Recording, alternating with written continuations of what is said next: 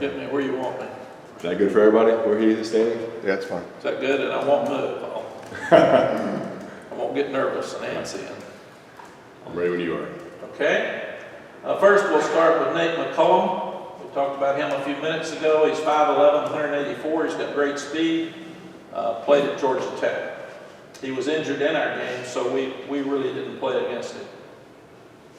There we go.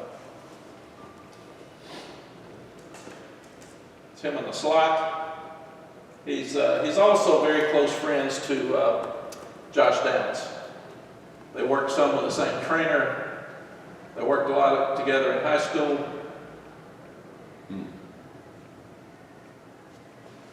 And even though he's primarily a slot from Georgia Tech, we feel like he can play all three positions very similar to Josh. Got tremendous speed and hands. Over a 3.0. See here, great ball skills. Over a 3.0 at Georgia Tech. Thanks. Great catch over the shoulder against Georgia.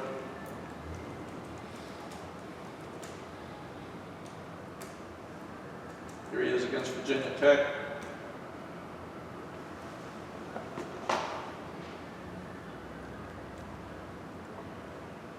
On a crossing route.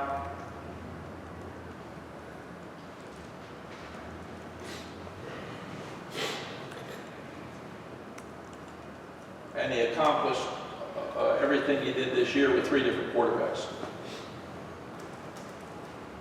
This is against Miami.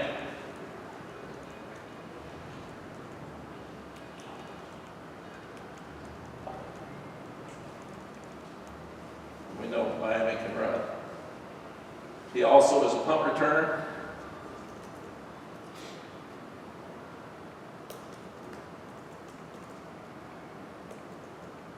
Is that something you see him doing here? Yes.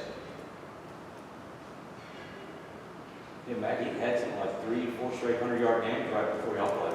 He did. We were so happy he didn't play in our game. But you can see again, tremendous speed. This is against Pittsburgh. And we know Pittsburgh can run.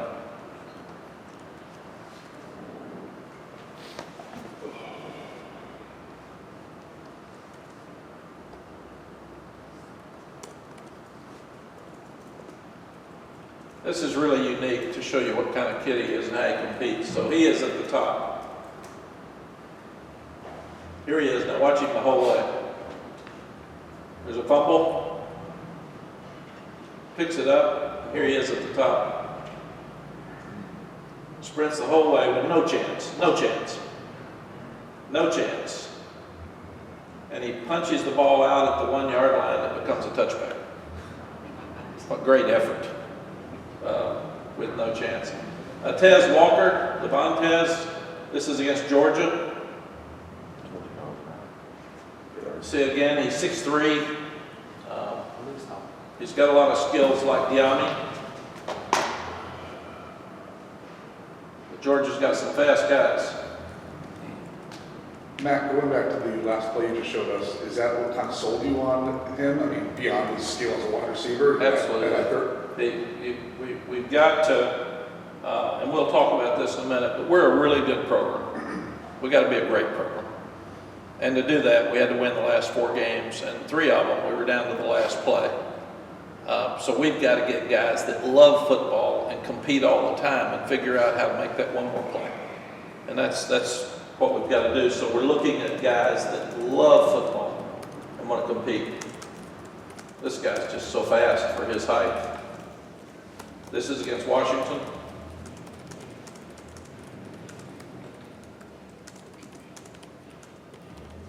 Again, tremendous ball skills over the outside shoulder.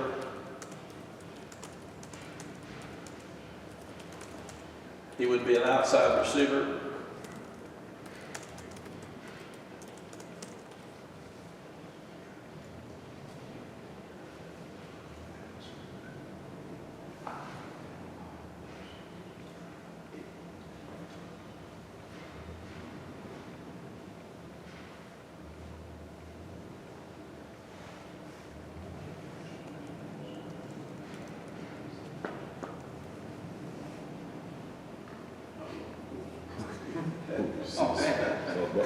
you helped him up. So It's knock one of crackling. you all down, trying to help him get up.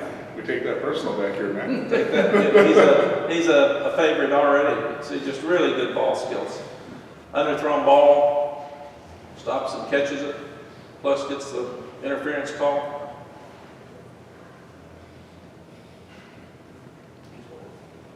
The other thing we've got to do is get back to throwing the ball deep. We didn't do as good a job getting the ball deep this year, and he can do that. Willie Lampkin, Willie is the only question with Willie was ever, he's 6 foot, and he's 285, I think now, his size. But here's against a really good nose tackle at Georgia State. He just competes. Willie looks at you, he shakes your hand like a wrestler. He looks you in the face, and he's tough as nails, loves to play. He walked in my office and said, "If you want me, I'm coming." I mean, we didn't have a discussion. He's got to work on the bargaining tactics, man. He had none. So he likes to play. So he played at 285. How much more can he take on? How much more would you want to play? I don't know. He's really stacked. So that's something we've got. Brian Hess talking to him now. And when Randy Clements met him, he's one of those that when he shakes your hand, he breaks it. And he looks you right in the eye. So Randy said, "I'm in." Man, he loves to play. And you can see that by the way he plays. He's got great feet. And again, that's a nose tackle that's going to Miami. And you envision him first working at guard and get some work at center, but I think sort of both, fill the Montelus role? since Corey's coming back, and we weren't sure when we committed Willie whether Corey was coming back or not. And we obviously don't have a young center ready to go. And Willie's got 2 years, but he started all the games at guard his sophomore year and then all the games at center last year. So Is he better at one or the other in your mind? I don't think so. Center's probably harder to play because you got to snap a ball and look up and have some huge man on top of you. Is he quick? He's really quick. So some of the Here, we've got to get tougher in both lines of scrimmage, and we got to be more competitive at both lines of scrimmage. And when this is Tamari Fox, he's a Georgia state champion wrestler, and they're quick, they're explosive. He can run, so I feel like that he's going to make somebody in that room work really hard to do their job because he loves to play so much. And we had the advantage that Caleb knew him, Caleb Pickerel, so he knew what he was like. This is Amari Gaynor, 6'3", 225, he's a great looking young man. Left Florida State is their leading tackler. He'll be an inside linebacker here, he's number 33. So this is not the position he'd be playing for us, but he can really run at that size. And again, we say it every year, but we're continuing to try to get pass rush. We had the 1 sack in the game with Kamen Rucker, but we've got to get more. He won't be a jack for you? He will be. Okay, I thought you said he will be an inside linebacker. No, he was, I'm sorry if I said that, I said it wrong. He was an inside linebacker for Florida State. One of the reasons he's coming here is that he felt like jack position would be better for him. And a lot of the transfers, to be honest, are looking toward trying to help their stock for the NFL. So he felt like this would be a better position for him. He loves Coach Norvell, he loves Florida State, it's just a business decision. And he's 2-time academic All-ACC. But you can see he can really run for a guy that size.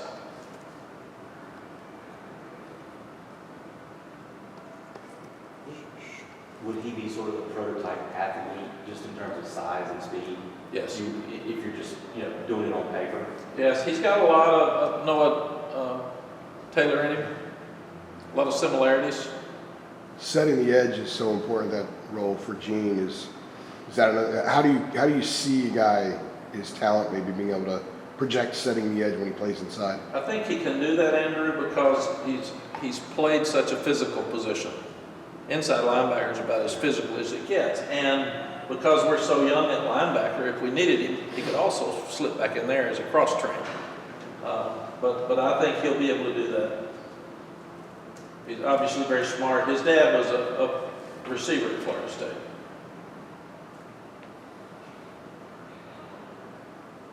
But he can really run. And that's what we see him doing right there. We've got to stop the run better. We've got to get off blocks up front better. And we've got to get more pass rush and tackles for loss to get where we want to go. And we keep saying it, it's time we did it. But you can see this guy can make plays. Got good instincts. It's against Syracuse. And the difference in high school guys right now and the difference in portal guys, you're seeing them 2 and 3 years into the career. And they're older, they're more mature, so you're not going to make mistakes because that's who they are. Some of the high school guys, you're not sure. This is Derek Allen. He's Marcus Allen's older brother. He was a very highly recruited defensive back, as we said, that went to Notre Dame. He will play safety for us.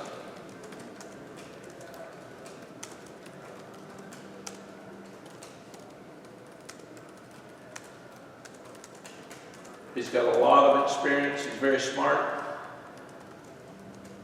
This is against Pittsburgh. Once again, we're lucky that Pat saw him every day for 2 or 3 years. So we know what we're getting.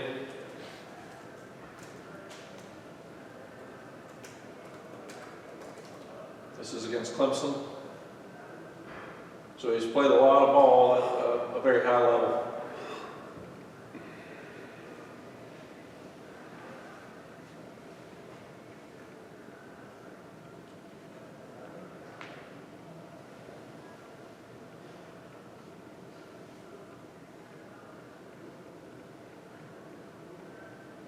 And I felt like it was a compliment to our program that he wanted to come here, and Marcus has been here for a year. So he obviously shows that Marcus likes what he sees.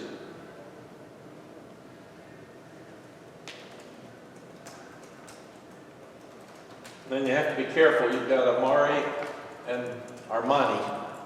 So I will screw that up 100% unless I have it right in front of me. And Armani is a starting corner all the games last year for Virginia Tech. 5'11", 208.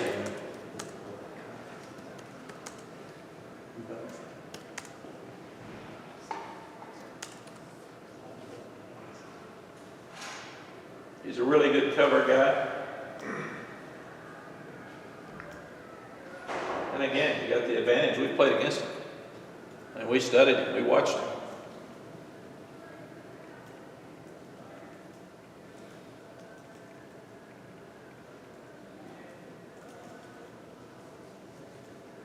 These guys are very mature, so they come in ready to go. Great play on the goal line, man coverage against State. Mac, are the transfers, you've seen so many guys transfer within the same conference.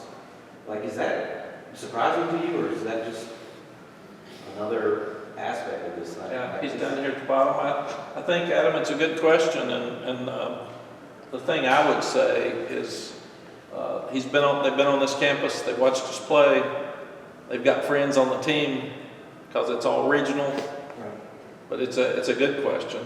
I would rather have it where you do not transfer within the conference. I think it'd be a lot easier on coaches because here we are, we're on a head coach's call the other day. Guys are talking about, well, you got mine, well, you got mine. I mean, it's not the most comfortable call, but when the NCAA did all this, I think they wanted to be totally player friendly.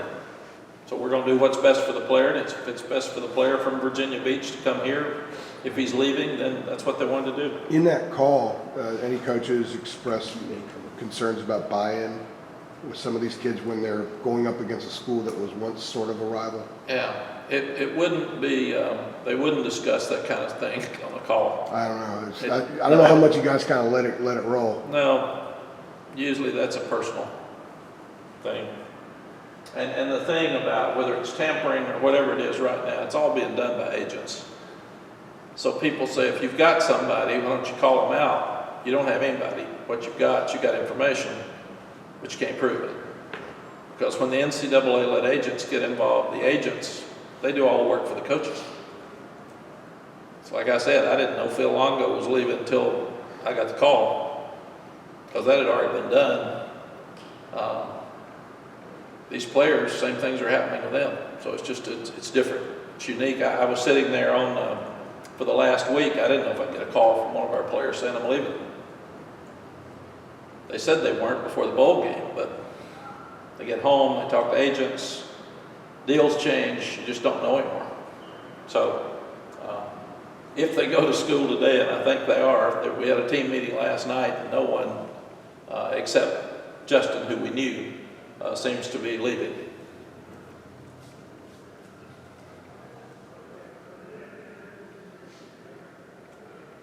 And here is our Virginia Tech guy playing against our Georgia Tech guy. That's how crazy some of this is. Yeah, It's just weird. Here he is at the top. I guess locker room smack talk is a lot different nowadays. It'd have to be different.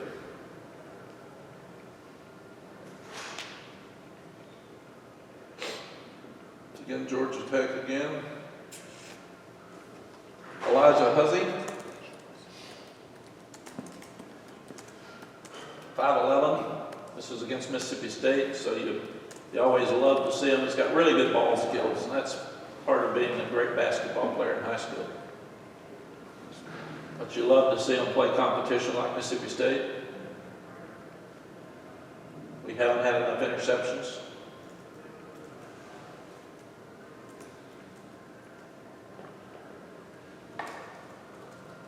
He's got really good hands. So 12 interceptions in his career. A lot of pass breakups. Plays the ball so well, and that's gotten so critical. Here's a very good instincts with the interception for the touchdown on a wheel, which killed us a lot this year. Had the instincts to come off and make the play, go score with it. But people are scoring 30 and 40 points all the time. So now the ability to force a field goal, get a turnover. You don't see a lot of punts. So these are huge stops like this on the goal line against Mississippi State. And you're seeing so many pass interference calls.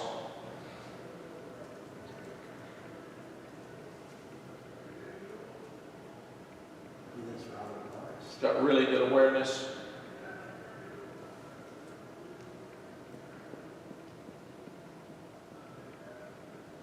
Here's a double move.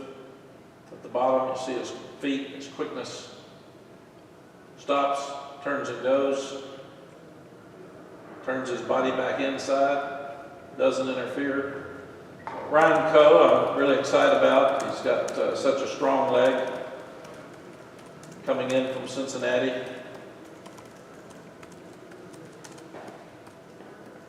He's older, he's strong, he's big.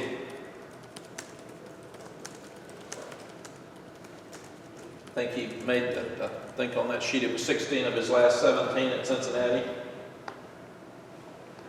And the coaches from Cincinnati went to Wisconsin. Wisconsin really wanted him. So that was a good sign as well. He's been really good with his, and he had tougher weather conditions in Cincinnati than he's going to have here, and still did a good job kicking off. He's very confident and very strong.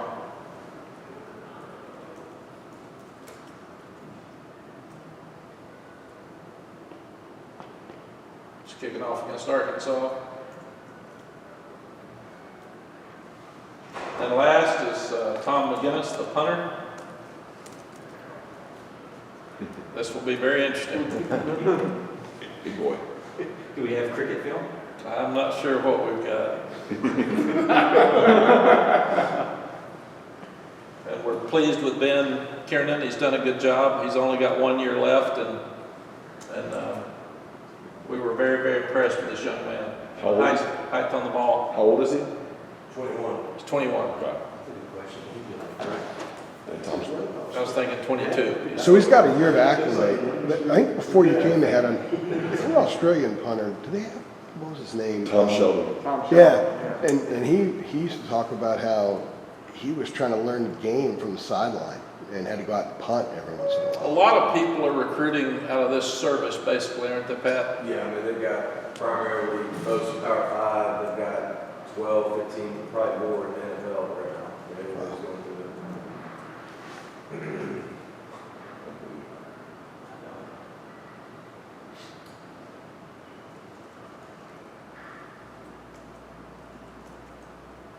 it. It looks good.